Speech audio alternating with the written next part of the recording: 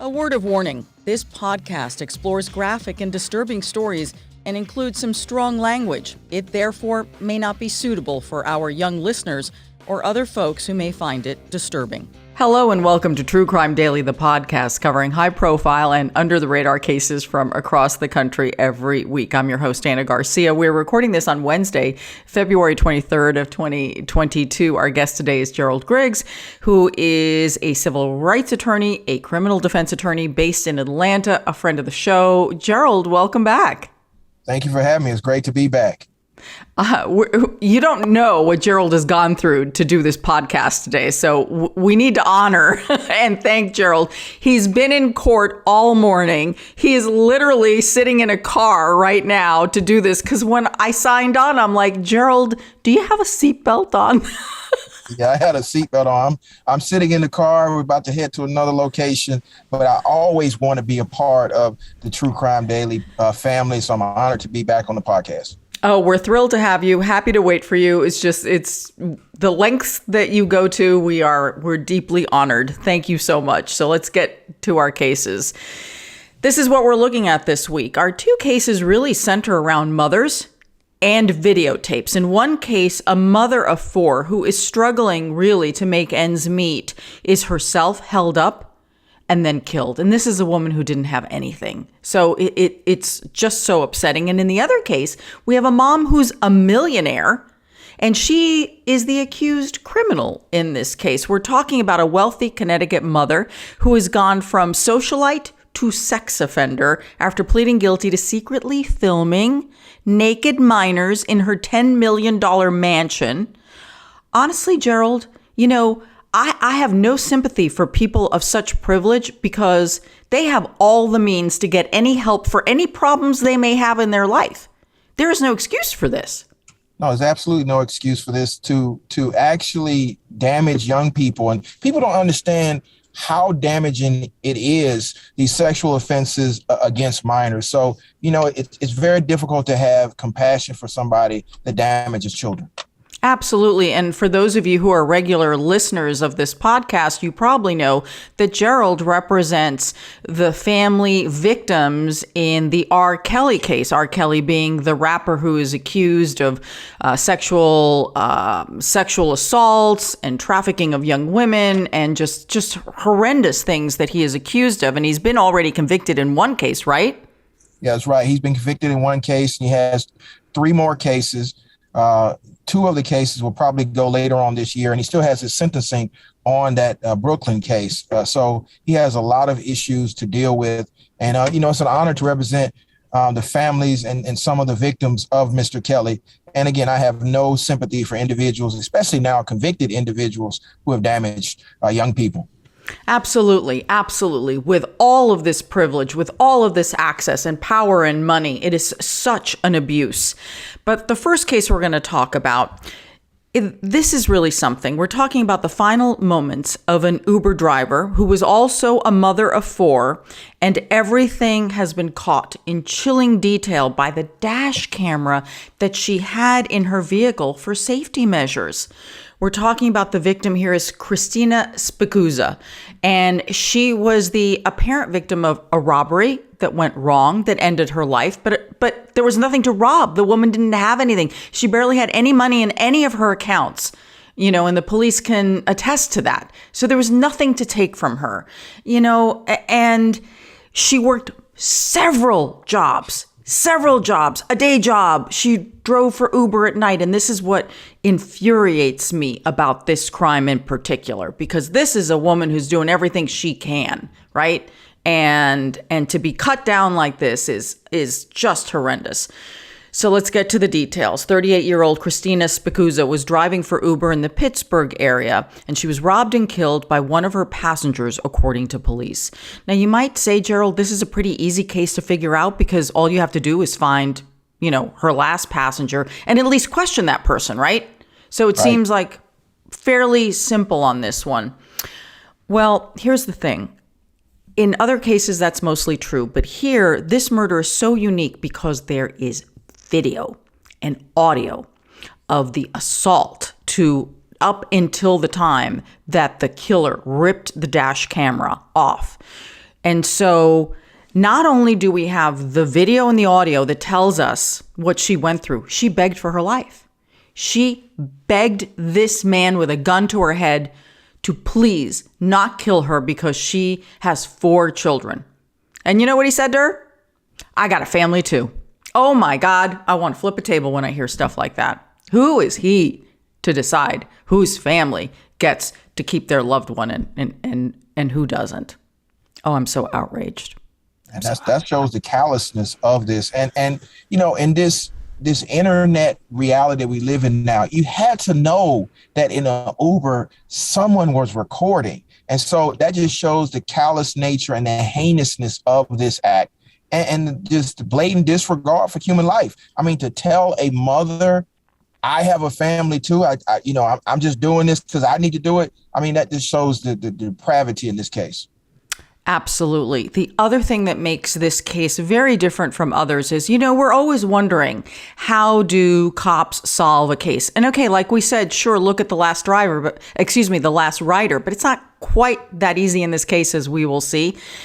Police and prosecutors have just released court records, and these court records have unbelievable detail of how the case was unfolding, the details that were provided to the authorities, not only by Christina's boyfriend, who had such great detail of what she kept wearing in the car. He knew the model of the dash camera. He had the receipt. He knew where she kept the cell phone, everything he knew. So there was that. Plus, we also see in these court records all of the tips that started coming in real time, and how police were able to track the cell phone and the dash camera. The dash camera, can you believe it? Tossed on the side of the road, because cops were able to take the GPS from her cell phone and marry it to license plate tracking on the freeways, highways. They were able to literally retrace the steps, and they found the camera. Can you imagine a little camera in the weeds? Yeah, I mean, it shows the ability we have in this technology age, from the license readers to the red light cameras to, of course, the GPS in the phones and through Uber. And then, of course, like you said, the video, which was still there, still recorded. So again, this was an unusual case, but again, it led in the right direction. Absolutely. So I really want to take everyone step by step as things were unfolding, because I think for those of you who are always interested into how crimes are solved and what police do and what tools they have and how the public can always help, this is a case that shows all of those things working in a synchronous manner. So here are the details, because details matter in this case. They always matter, but in this case, it makes it so clear. On February 11th, which was a Friday, Christina's boyfriend reports her missing. As far as he knew, she'd been driving for Uber on Thursday night. And he told police that on the previous night, which was Thursday, that he had heard from her around 9 p.m. and that Christina always checked in with him while she was working. The two lived together. And so that already made him really nervous. And he had really always been very afraid of Christina's safety. So he's the one who installed the dash camera. He bought it for her. He installed it, again, to increase her level of safety because she was driving for Uber at night. So the boyfriend told police not only was there a camera and what kind of camera there was, he said to her, she's got a pink iPhone. He says it's very distinctive. It has a screensaver that is a religious piece of scripture, very religious woman.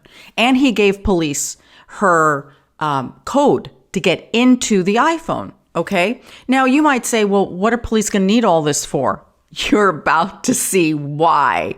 The boyfriend's attention to detail was so helpful. Okay. And he even said to the police, she always has the cell phone plugged into the battery. So he knows exactly where it is. He knows everything. And this, again, we will see. We will reveal how this all works out. So police check Uber records. And at 9:13 p.m., Christina accepted a pickup requested by Tanya Mullen. So that much we know. Now we're going to go forward to Saturday. Thursday night, she's driving. Friday, she is reported missing. Still no information. Let's go to Saturday. Saturday, Christina's car is found. It's a gray Nissan Sentra with Uber stickers on it. It was found locked, but no keys anywhere. There was no cell phone, and the dash camera was missing. Okay? And the car gets towed for evidence, right? So right there, Gerald, we're seeing how this is unfolding with the evidence. And there are multiple scenes going on at the time on Saturday. Saturday was just so crucial to this whole case. Absolutely. And I mean, we see how the facts are building into what happened to her and how it's important that this technology is going to link all this together. So I think that the viewers need to understand that in this, again, technology world, in real time, tech is helping to solve these cases. So Saturday, February 12th, it's a little bit afternoon time, lunchtime. So we've already found the car. Now there's a call to police that a body's been found in a wooded area near Rosecrest Drive. It is the body of a female. She was face down, still wearing her face mask from work, from being the Uber driver. They do a temporary ID. They say, we believe that this is Christina. And here's what's interesting. There's a 9mm shell casing found, but her cell phone was not on her or near her. So right now we are missing the cell phone and we're missing the dash camera, the dashboard camera. So the following day, which would have been Sunday, the medical examiner made a positive ID and said that she had been killed with a single gunshot to the back of the head, which exited her cheek. Right? Brutal. Just brutal. She never had a chance. And wait till we recount the events in the Uber car. It's unbelievable. So now I want everyone to realize we have several crime scenes working at the same time on Saturday. You have the car that's being processed. You have the crime scene where her body has been found, processed. And you have Christina's body that is also being checked for evidence. So here you have three things going on simultaneously. It was such a busy Saturday. You're not going to believe this. So while all of that is going on, police get a call that a pink cell phone, again, details, a pink cell phone with a cracked screen has been found along the railroad tracks near the Triborough Expressway. Police are using the password given to them by the boyfriend, and the phone unlocks. It makes it possible for police to immediately get information from her cell phone, the GPS records, the search history, and so much more. Again, in the detail, even though Uber was helping with the investigation, again, in real time, you're saving time as opposed to waiting for court orders. Because, Gerald, I presume, unless you can unlock that cell phone, good luck trying to get Apple to help you. Yeah, I mean, Apple has a policy not to unlock cell phones. So, I mean, even with the subpoena, it's very difficult to get records from Apple, almost impossible. Many cases are foiled simply because you cannot get information. So it's important that the boyfriend gave the passcode so now they can get into all that data that's stored in the iPhone. So information's coming in from license plate readers. Information is being gathered from Christina's GPS, and also mining it for what's going on as far as communications. So now we learn, are you putting your seatbelt back on? Where are you going? You got to move. Okay. Yes. All right, Gerald. Buckle in because this is going to be a heck of a case. It's going to be a heck of a ride. It's going to be a heck of a ride. All right, my dear. So police then learn that Christina's cell phone was pulled from the charger at 9:33 p.m. See how important that is? What did the boyfriend say? She always has the cell phone in the charger to the car battery. Details matter. So at 10:22, the phone's GPS pings at the location where her body was found. So we now know that she was most likely killed in this very short time frame. The user history reveals that someone was looking up the following: Dollar Bank, PayPal, and Venmo. The boyfriend was clear with police They were low on money. They were struggling. There was no money in these accounts. We're just talking maybe a few bucks, not anything anyone would hold anybody up for. So meanwhile, right, so you've got financial forensics, you've got the GPS, all of this stuff being scrubbed. So here's the next thing. Let's get back to the passenger. So who ordered the car? Tanya Mullen says, according to Uber records, she's the one who ordered the car. But guess what, Gerald? She's not the one who was in the car. Of course not. That'd be too easy. Exactly. As I was saying from the top, it isn't always how it appears. So Tanya agrees to go down to the police station, and she takes her boyfriend for support. Her boyfriend is identified as Calvin Crew. Well, Gerald, you can tell where this is going. You already know where it's going. So Tanya says that her boyfriend asked her to call him an Uber, and so she did. Then she claims that they FaceTimed each other a few times after midnight because he was somehow back outside her house after the Uber ride, which was only one way, and that she got back home at 1:30 in the morning and he was already inside. So some loose alibis in there. I don't know what any of this means. And then Tanya, here's something. Tanya tells police, though, she owns a 9mm gun, but she misplaced it at a birthday party. Who takes a gun to a birthday party? Yeah, who needs a gun at a birthday party? It's supposed to be a celebration, not a funeral. Well, she tells police, oh, yeah, but okay, so she lost it at the birthday party, and she didn't report it missing because the day after the birthday party, she gave birth. And then she told police, besides having to give birth, then I was in and out of the hospital because I had COVID. This is what she tells police. Okay.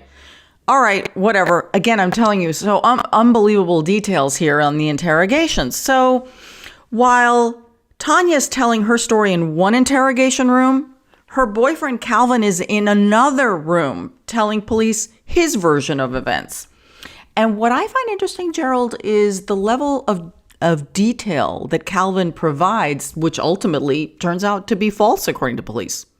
Yeah, and that's why you don't ever take your boyfriend to an interrogation without going over your story with your boyfriend. Right. Okay, so here's the thing. So police say to Calvin, okay, hey, Calvin, can we have your phone number and your phone? And Calvin says, oh, I don't have a cell phone. And police say, oh, really? Because I just saw you in the waiting room using a blue iPhone. Exactly. Okay, lie number one, Calvin not so bright. So, Calvin told police that he needed an Uber ride, get this, to pick up his mail and some tax documents. Really? At 9:30 at night? Does this man even file taxes? He has a criminal record. That doesn't mean anything, but you know what I'm saying. Okay, so then he explains that he gave the Uber address differently than where he wanted to be dropped off because the computer, right, the GPS can never figure out the address that it was a really convoluted story as to why he was dropped off at some place other than the address put into the Uber request. Calvin tells cops exactly how he walked, which direction, and what he was wearing. He told them, so you can find me. So police decide to check on the mailbox story. Now, Gerald, why would that be important since it really sounds ridiculous about him picking up mail at 9:30 at night to deal with some, phony taxes? Well, you have to disprove his story, disprove his alibi. So that's why you have to make sure you check out all the leads, even though they're seem ridiculous. So here's what happens with the mailbox story. They talk to the people who live at that address and they tell police, yes, we do collect mail for Calvin and then we generally just send it on. And they confirmed Calvin didn't stop by Thursday night like he said.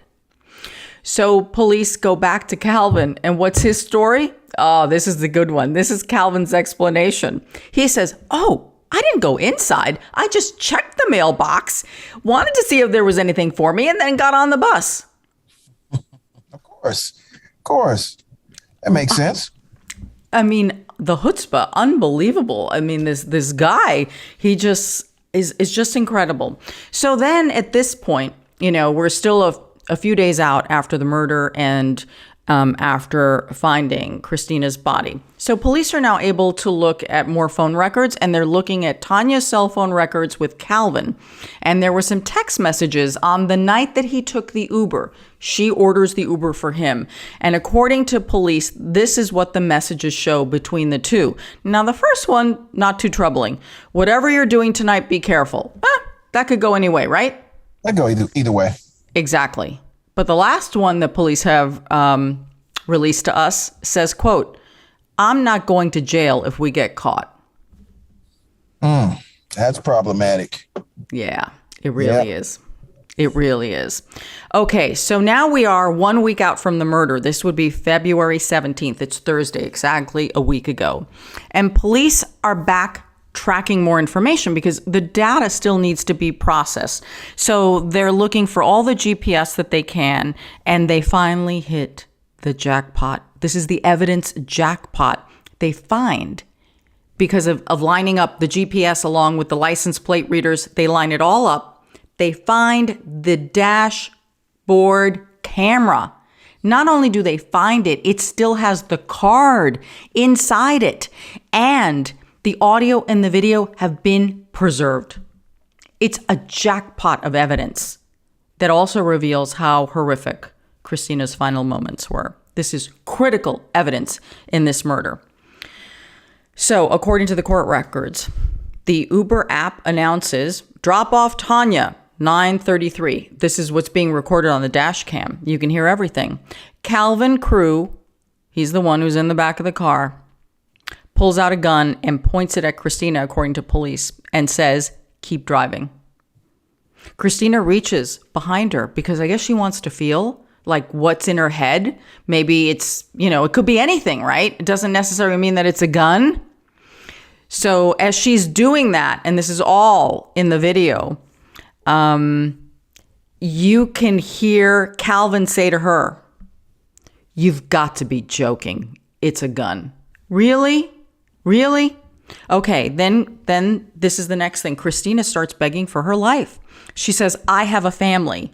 And this idiot responds, "I have a family too." That's a direct quote. Then Christina says, "I'm begging you. I have 4 kids."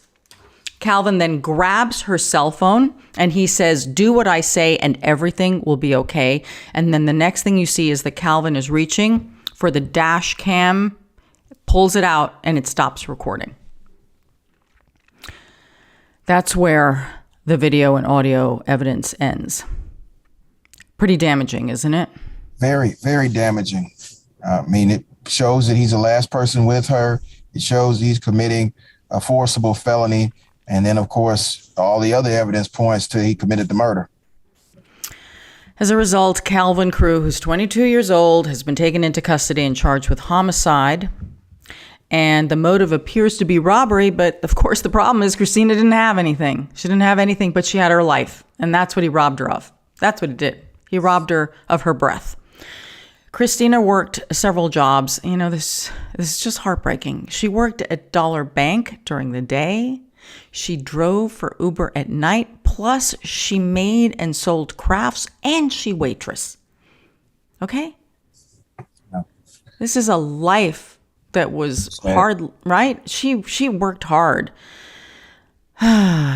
So, police have also revealed that after the brutal killing, apparently Calvin Crew and his girlfriend accessed Christina's banking apps to try and transfer money, the little money she had, over to the woman who called for the Uber, Tanya. So that's more damaging information. We do not believe that Tanya has been charged yet. She may or may not be. We do not know. What do you think? You think that she's going to be facing some charges or she's going to cooperate? I think based on my experience, I think she probably will be facing some charges because if they tried to transfer the money over to her account and then there's a text message that says, "I'm not going to jail behind this," that shows that she's involved in the planning and was a part of the cover-up. So she could be a party to a crime, maybe conspiracy to commit the armed robbery. And then, of course, that ties you into the murder. So she could be facing some liability. Wow. It's just incredible. Well, of course, Calvin has been arrested. He was arrested on February 17th. and he was charged with criminal homicide, robbery, and tampering with evidence in the death of Christina Spicuzza. Just a horrible, horrible case. Yeah, truly, truly sad. So unnecessary. She was a mother. She had a full life ahead of her, and to be, killed for absolutely nothing is just horrific. It really is. All right. Before we move on to our next case, we have a quick word from our sponsor. If you dread your weekly meal planning and trip to the grocery store, it might be time to check out HelloFresh. HelloFresh delivers pre-portioned ingredients to your door, including farm fresh produce that arrives within a week, so you get convenience without skimping on quality. HelloFresh offers the flexibility you need to easily customize your order online or in the app. You can even customize your favorite dishes with their new Hello Custom offerings by swapping out one protein or side for another, upgrading for a more luxe experience, or even adding protein to a veggie meal. HelloFresh offers 50 menu and market items to choose from every week, including veggie, fit and wholesome, family-friendly, and gourmet options, providing plenty of variety. So I have got to tell you that my box was really impressive, especially when they talk about the fresh produce. I can tell you that it's much fresher than what I usually find in the supermarket when it came to the vegetables. And the meats were just really beautiful, low in fat, which is really important to me to get lean meats. So I think you'll enjoy HelloFresh as much as I did. Go to HelloFresh.com/TCD16 and use code TCD16. That's for True Crime Daily for up to 16 free meals and 3 free gifts. That's HelloFresh.com/TCD16. Don't forget to use the code TCD16 for up to 16 free meals and 3 free gifts. HelloFresh, America's #1 meal kit.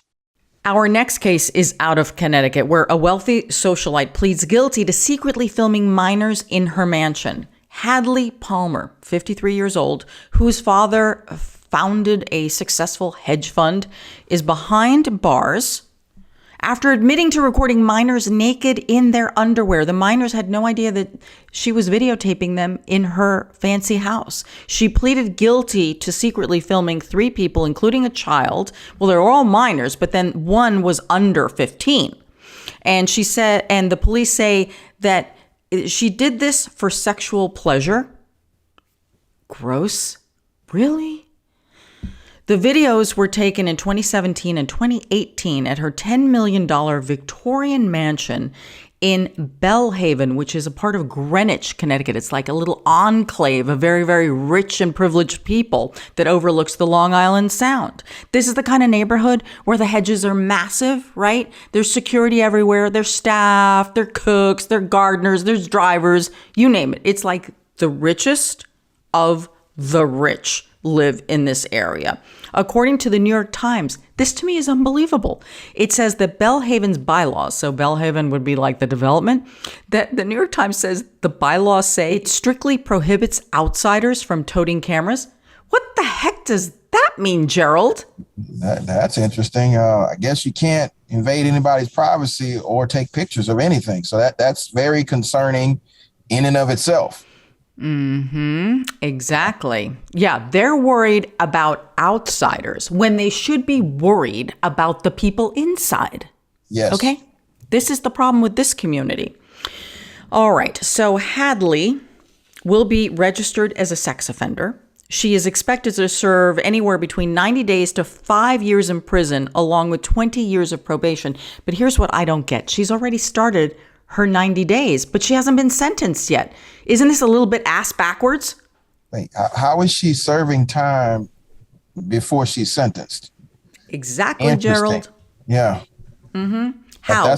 That's a new one. I mean, unless she came off of her bond and decided to turn herself in, but even then, you typically would say the person's serving their sentence before they've been sentenced. So that's new for me.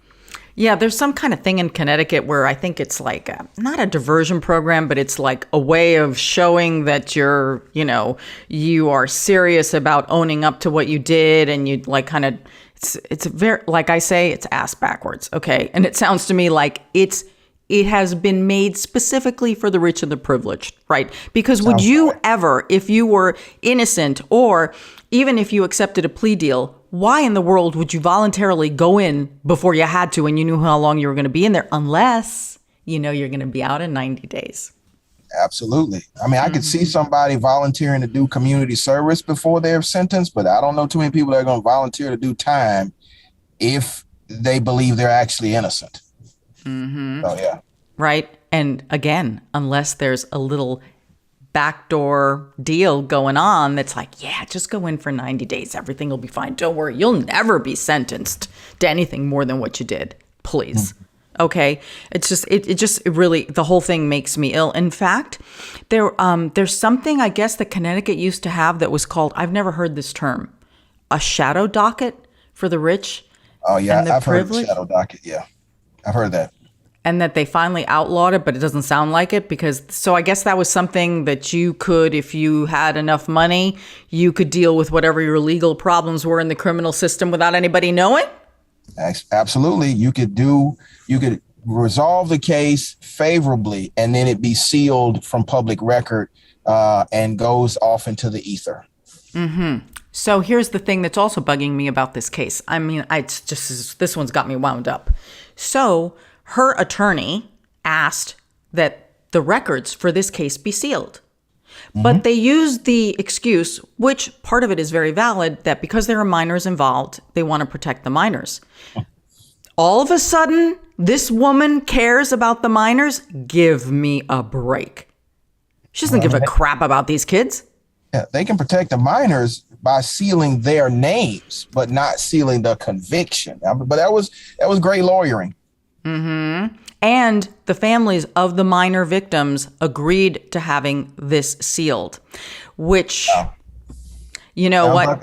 Sounds like a settlement out of court. Some type of compensation was exchanged. You know what I think? I think that the parents of the victims are not, of course, all parents are very protective of their children, but they're probably thinking because they live in that stratosphere that they want to make sure this never gets out and they want to make sure their kids are able to work for Goldman Sachs and all the other, right? That their careers are in no way impacted by this. And I get that, but to the level that the person who committed a crime against your child is also protected? Yeah, and will probably be able to do it again to somebody else's child because there's no record of it. Oh, it's horrific. It's unbelievable, the privilege. You know, this isn't the 1%. This is like 0.00005 of the 1%. They're so wealthy. Okay, so here's some background on these people, okay? So Hadley was born into money and she married into money, and her children all attended the best schools. Of course they did. And, you know, you see her in all the society pages and she's constantly at a fundraiser. You know the look, right? You know the look. So Hadley married a man named Bradley. You know, only in Connecticut, right? Connecticut or Palm Beach. Really? Wow. Where else does Hadley marry Bradley, right? Yes. Next to Buffy and Biff's house. Yes. Help me. I can't with this one. And they're all wearing those Docker boat shoes. Oh my God. Their yachts. It's too much. It's too much. So they were married for 28 years. And so Hadley's divorce from her husband, Bradley Palmer, may have revealed all of this information. This is where it came from. Yeah. Like a messy divorce. Oh, it's a messy divorce. And you know, Gerald, they haven't even settled the divorce. The divorce is like set for a few years, like for next year to deal with this. They're still in discovery. So here's what happened. In July, her husband, Bradley, sought access to messages from anyone she may have been sexually involved with. Her husband's attorney also wanted access to her social media accounts, along with any videos or photographs she may have sent to anyone. And they wanted a list of any gifts that she may have bought people. And they wanted all of the information and accounts for dating apps. Who asks for something like this in a divorce? People that want to be messy. Yeah. Okay. So Hadley and her team of lawyers objected to the motion. This you have to explain to me. They asserted her Fifth Amendment right against self-incrimination. incrimination. This is a divorce proceeding. This isn't a criminal case. Can you assert that in a divorce? Well, I mean, if it would lead to information that could be used against her, yeah, you probably can. But I mean, it also shows that you might want to settle this divorce real quickly, because now you're incriminating yourself or saying you have information that potentially could incriminate yourself, which would cause law enforcement to start looking at you a little bit harder. Mm-hmm. So my guess is he knew something. He must have heard something. I think Bradley was looking and he's like, ooh, I'm on to you, right? Mm-hmm. So this is the next step. So she wasn't arrested until October, and she was arrested for filming inappropriate videos of 3 teenagers. The New York Times reports the recordings showed several minors in intimate situations without their knowledge. The authorities classified one of the videos as depicting an obscene performance. I don't know. Hadley Palmer, again, arrested in October on several charges that included employing a minor in an obscene performance. Does that mean she was in it? It sounds like it. I don't know. That's the other thing, because everything's sealed. We don't know what the heck went on in this house. So included employing a minor in an obscene performance, 3 counts of voyeurism, second-degree possession of child sexual abuse imagery, and risk of injury to child. Okay? So the 3 victims were minors at the time, and because one was 15 or younger, that prompted the child endangerment charge. As part of the plea deal, prosecutors agreed to drop all but the voyeurism and the child endangerment charges. Thoughts on that? Well, I mean, it sounds like a good deal if you're her lawyer, but you are admitting that you enjoyed watching children in certain indecent acts and then endangering them while doing that. So it's very disturbing, regardless of what the deal was. Yeah. Very, again, seems very privileged in this.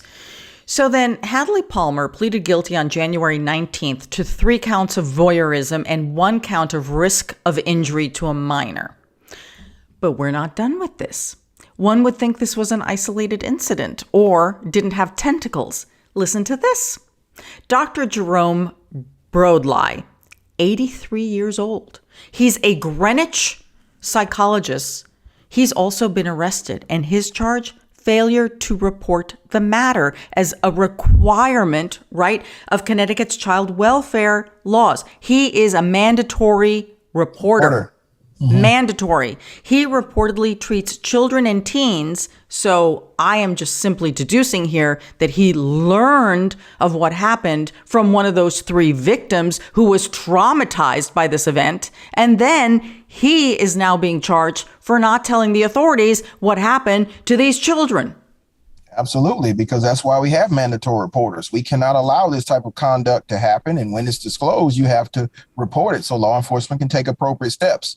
So rightfully so, if this was disclosed to him and he didn't report it, then he's in trouble. And that's just even more damage that's being done to these young people.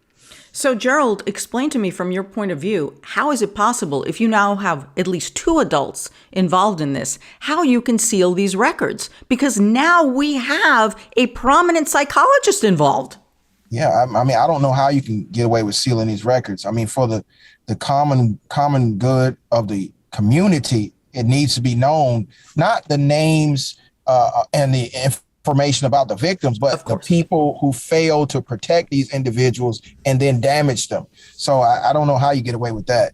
I mean, that's a question for Connecticut law, because that's just not proper.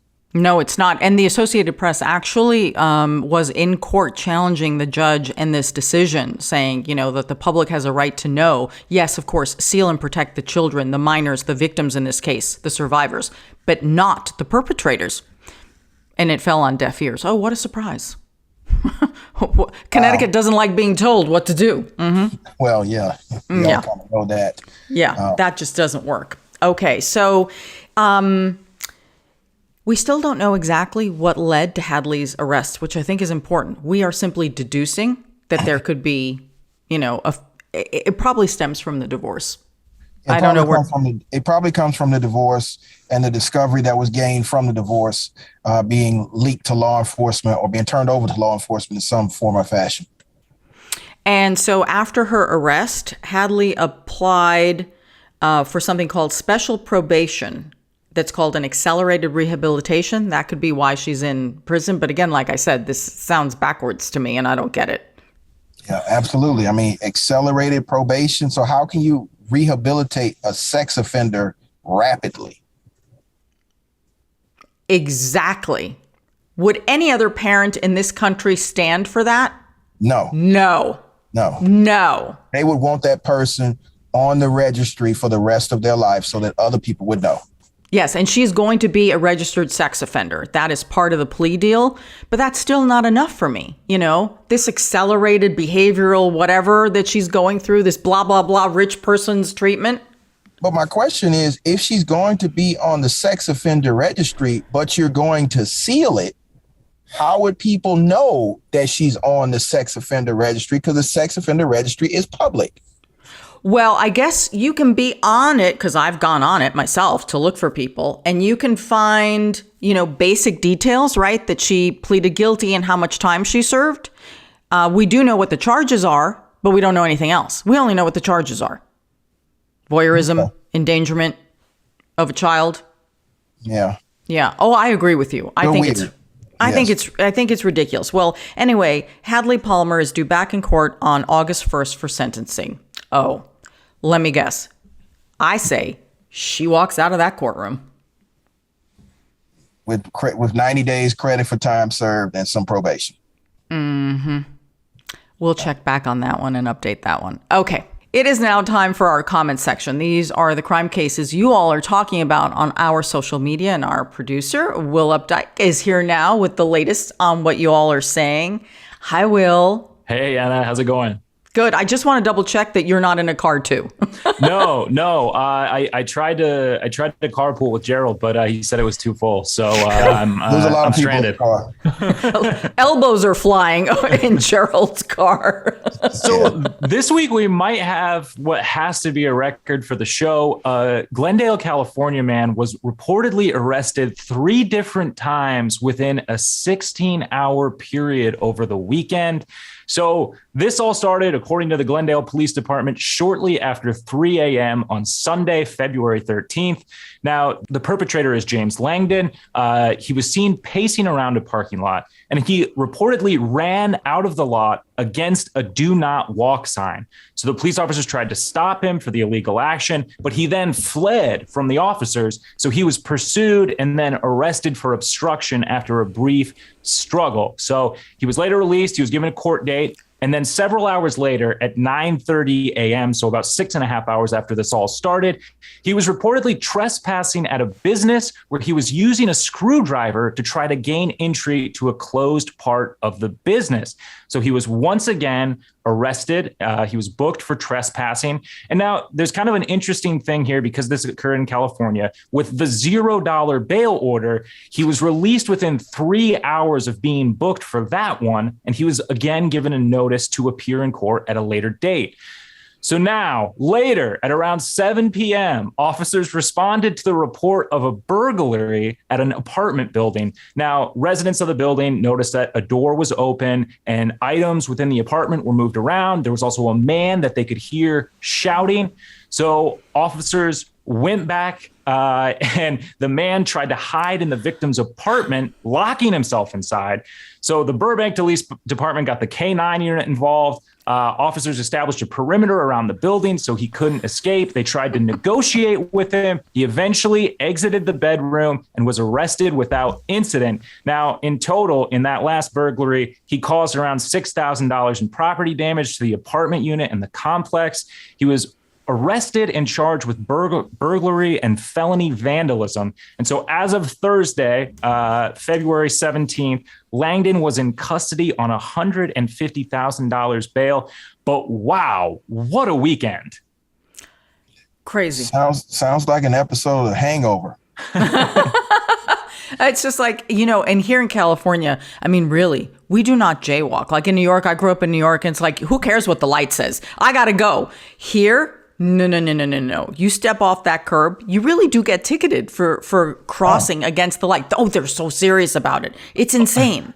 And the motorists are serious too. They're not taking any prisoners here. But we got some great comments on this one on the True Crime Daily Facebook. Christopher B shared a story. He said a friend of his left the lake where they were all hanging out to get more beer and grab something from a friend's house.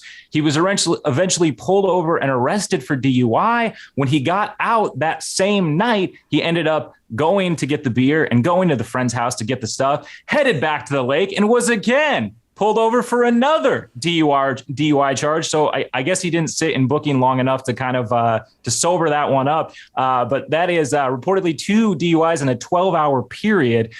Clarissa F. said, surprised he wasn't a Florida man, which I do have to point out, this did occur in California. We're not besmirching the great state of Florida on this one. I don't want anybody to think that we just pick on Florida cases. Taz B said, and you have to look at this mugshot because it's a guy who looks like he's been arrested 3 times in 16 hours. He's smiling. He's missing a tooth. And Taz B said he looks like a kindergartner taking their first school photo. He's smiling so hard and missing his front tooth. Alex L said he's not the thug we envisioned, but he's the thug we needed.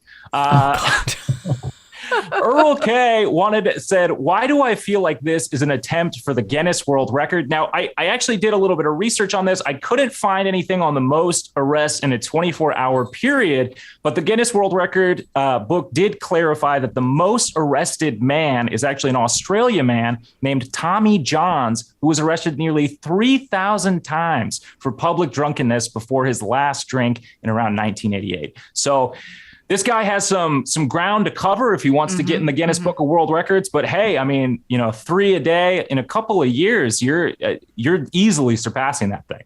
Yeah. Well, you know what? It's good to be good at something, right? Absolutely. Y'all can be great, and maybe he wants to be great at going to jail. There you go. Thanks, Will. See you next week. Absolutely. Thank you.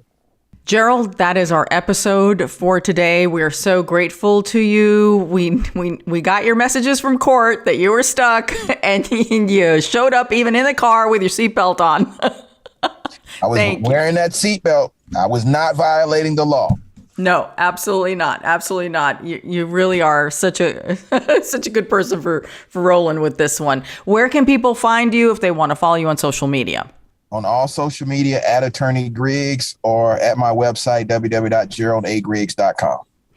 Terrific. I'm Ana G. News with 1 N on all social media. We want to make sure that we thank our special podcast sponsor, HelloFresh.